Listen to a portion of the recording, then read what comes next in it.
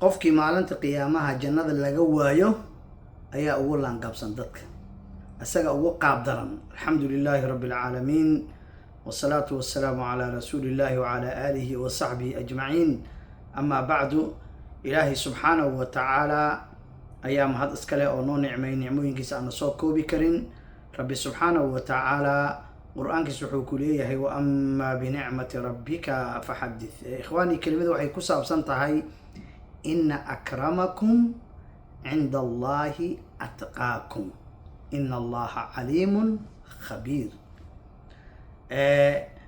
kelimada waxay ku saabsan tahay ilaahay agtiis waxaa ugu karaamo badan.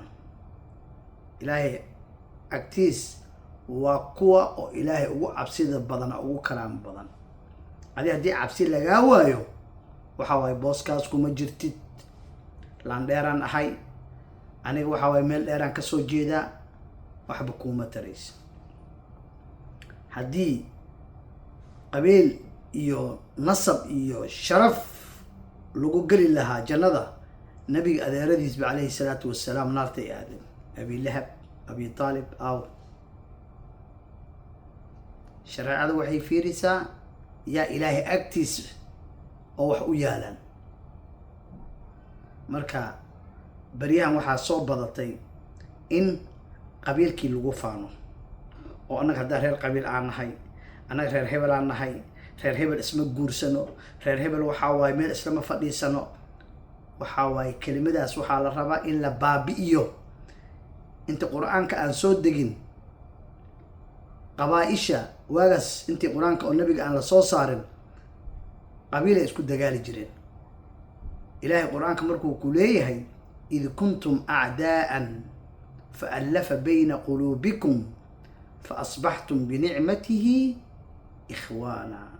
fiiri, ilaahay markii qur-aanka soo degay walaalaa laga dhigay.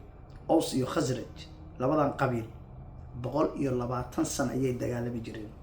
anaa kaa laan dheraysan, adig laan gaaba tahay, adig waxaa waay kuma guursanaay, buuqay isku wadeen. marka qur-aankii markii soo degay wax buu bedelay. annagoo diintiina lagu dhalay qur-aanka waana bedeli la-ah. ilaa hadda qabiil qofka haddii yaa tolaay uu dhaho meel kasta looga soo cararaya. haddii maanta wadaadkan muxaadaro jeedinaya ama la arko koo, waxaa la leeyahay hawaay maxaa ka rabtaa, cilmigiis qaado. koowdii waxaa la leeyahay sheekh yaawaay. haye nin siyaasiya wasiira la magacaabay, yaawaay wasiirada, yaawaay kaas qabiilkiis. marka lafahay naga gashi. waxaa la rabnaa inaan baabi'ino aa la rabaa.